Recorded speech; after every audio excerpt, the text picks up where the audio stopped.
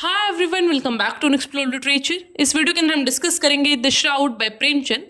इसका हिंदी ट्रांसलेशन है कफन। हिंदी साहित्य की बहुत ही ज़्यादा प्रसिद्ध एक कहानी है, तो इस वीडियो के अंदर हम पूरा इसको डिस्कस करेंगे। समरी के साथ साथ हम इसका क्रिटिकल एनालिसिस भी देखेंगे, तो लास्ट तक बने रहिएगा ताकि आप किसी भी पॉइंट को मिस ना करें। बात करें हमारे राइटर की, तो प्रेमचंद जी का नाम था धनपत राय श्रीवास्तव और इनका जन्म हुआ था 31 जुलाई 1880 वाराणसी के अंदर।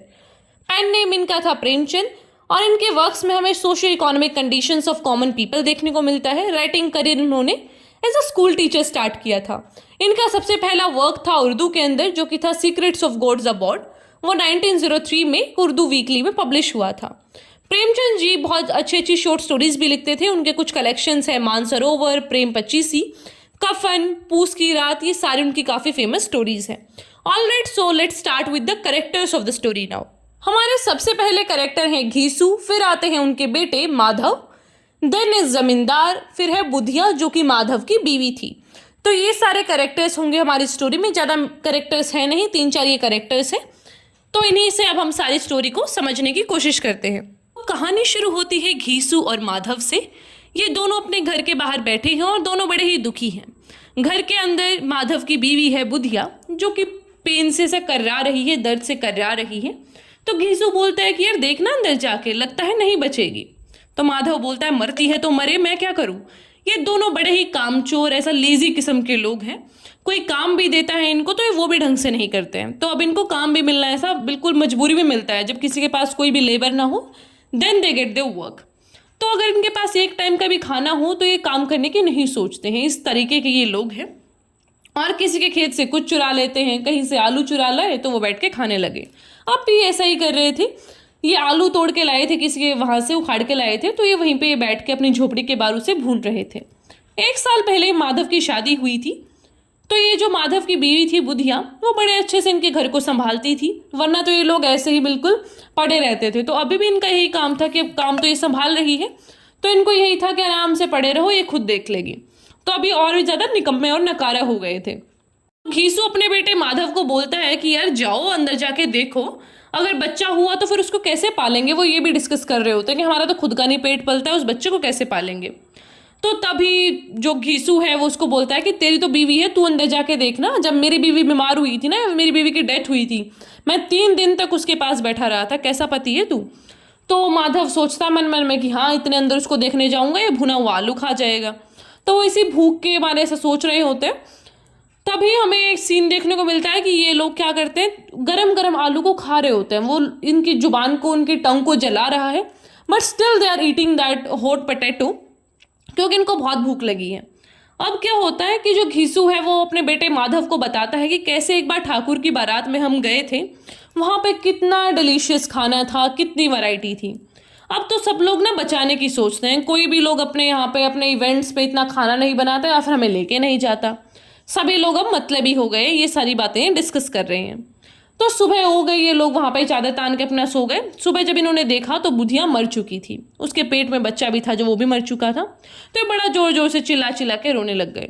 अब इनके रोने की आवाज़ से सारे पड़ोसी इकट्ठा हो गए।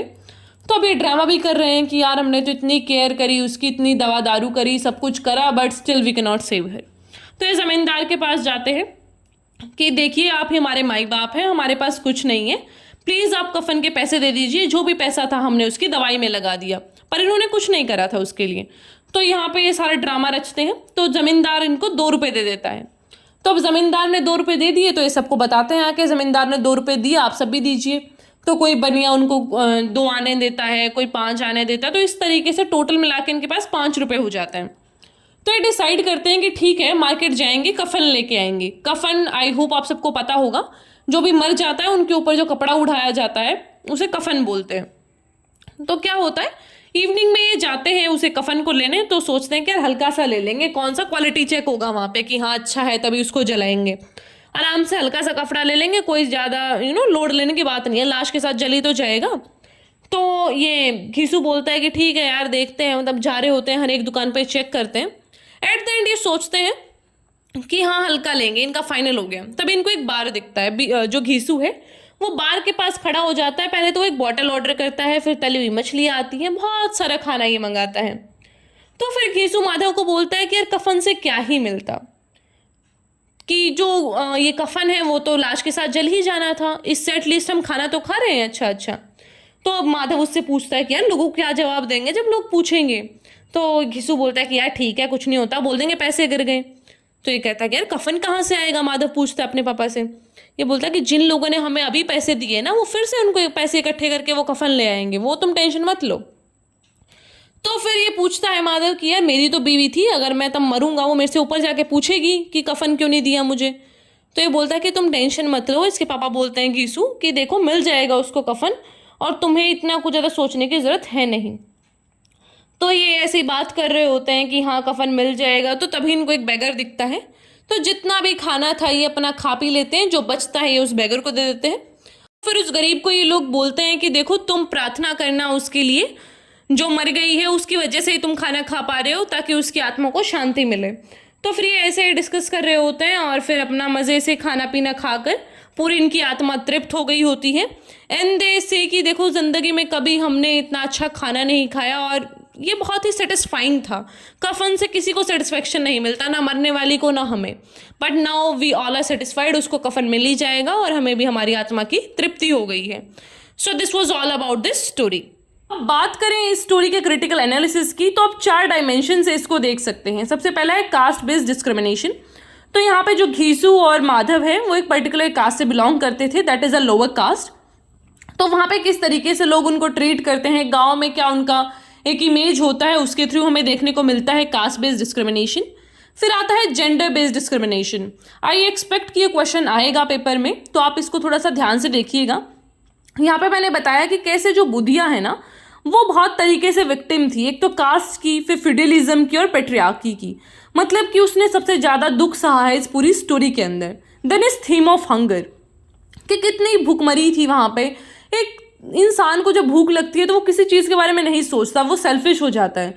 माधव अपनी मरती हुई बीवी को छोड़ के उन आलू की फिक्र कर रहा है, जो कि उसके पापा वहाँ पे भून रहे थे, कि अगर मैं अंदर गया तो ये आदमी आलू खा जाएगा। तो this kind of things are presented through the theme of hunger. फिर लास्ट है थीम ऑफ सबल्टर्न रेजिस्टेंस, कि जो लोकल लोग हैं वो किस तरीके से रेजिस्ट करते हैं। तो यहाँ पे जो घीसू और माधव का रिजेक्शन था ये मार्क्सिस्ट आइडियोलॉजी को एक्सेप्ट करने में, और या फिर कहीं कैपिटलिस्ट आइडियोलॉजी को रिजेक्ट करने में, तो उसे दिखाया गया है सबल्टर्न रेजिस्टेंस के थ्रू। कि ये जो दोनों हैं इन्होंने कास्ट बेस्ड एक्सप्लॉयटेशन है जो उसके they were not the victim of that. वो ना तो किसी के काम पे जाते थे, जब उनके पास है तो ज़्यादा किसी के काम पे जाना और ये सब करना प्रेफर नहीं करते थे। तो इस सारे थीम को दिखाया गया है। तो इसी के साथ ये कहानी खत्म होती है। आई होप आपको समझ आया होगा। कोई क्वेश्चन क्वेरी जो भी है उसे पूछ लीजिएगा। I will meet you the next video. Till then take care, stay happy, stay healthy, और अपना फीडबैक जरूर दे के जाएं। I will see that in the comment box. All right, bye bye.